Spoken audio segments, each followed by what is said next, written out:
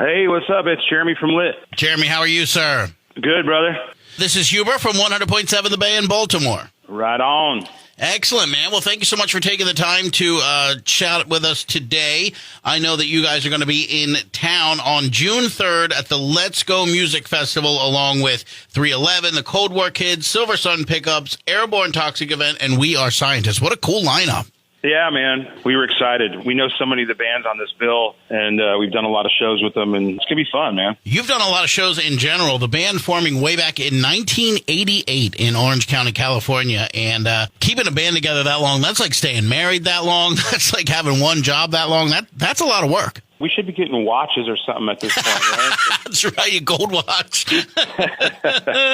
You know, we grew up together. We formed the band in high school, and yeah, we're here. We are still going. Now, 1999, A Place in the Sun. That was probably a life-changing situation for you guys.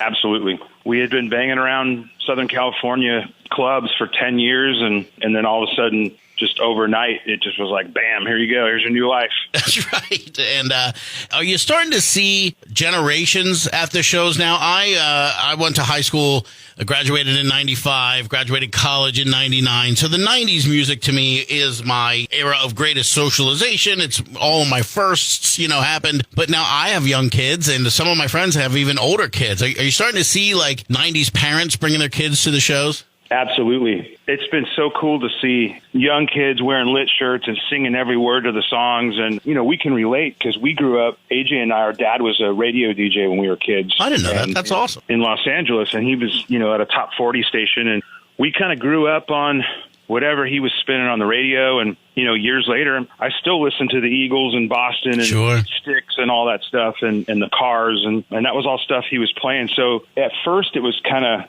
strange because you'd see parents bringing toddlers, they'd be on their shoulders or whatever. Now they're teenagers, right, and they're getting the shirts and the records, and it's the passing of the torch, and it's so awesome to see when you have music that's crossing over into another generation. And it kind of happened too about maybe 15 years ago when Rock Band came out. Right. We were fortunate enough to be on that video game, and that was kind of during a time when there wasn't a lot of guitars in rock and roll. There was kind of the keyboard era. That's right, yeah. And I was worried, man. Kids aren't asking for a Les Paul for Christmas this year. Right, yeah. They want a sequencer or a drum machine or a keyboard, right. Right.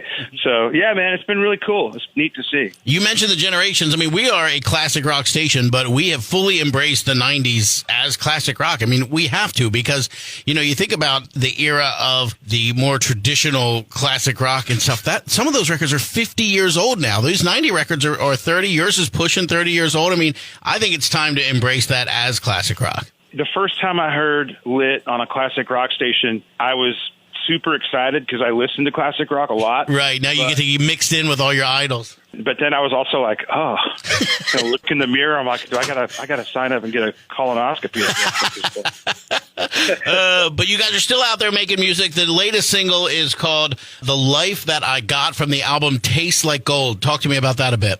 Yeah, man, I actually did a collaboration with the band American Authors, and we wrote that song during COVID over Zoom, which we hated that process, but that was one of the few Zoom nights where we really had a blast and came out with a song that we loved. And every record that we've put out, we've always had a song that kind of touched on the simpler times, and it's really just a song about, when we were a local band kind of struggling and drinking Natural Light at band practice and eating whatever was $2 for $1 for dinner, but yet having the time of our life. So we kind of just wrote this song about just loving the life that you got. And sometimes it's hard to do, with social media. Everyone's always flexing and bragging and showing off and you're bombarded by that. And sometimes you just go outside, you look at your dogs, you look at your neighbors and your friends and you go, man, this is pretty cool. You're absolutely right. What a fantastic perspective. Jeremy, will we hear that one Saturday, June 3rd? You will absolutely hear that one and a bunch of old favorites and stuff in the middle, some hits, some misses. But it's going to be a big old afternoon rock show. Well, thank you so much. Jeremy from Lit. It's Huber in the Morning on 100.7 The Bay. Catch them, part of the Let's Go Music Festival, on the amazing lineup that is Saturday with 311, Cold War Kids, Silver Sun Pickups, Airborne Toxic Event, and I am a huge We Are Scientists fan. I love those guys a lot. I think they make like that 90s kind of pop rock music that would have fit right in with Lit back in the day. Yeah, great band. We're excited to see everybody, and anybody that's listening right now, if you haven't got your tickets yet, just come on down or sneak in, jump the fence, whatever. Let's go. That's what they call Let's Go Festival. That's right. Just let's go. Jeremy Popoff, lead guitar and vocals for Lit. Thank you so much for taking the time and hanging with us today on 100.7 The Bay. My pleasure, brother. See you soon. Thanks, man.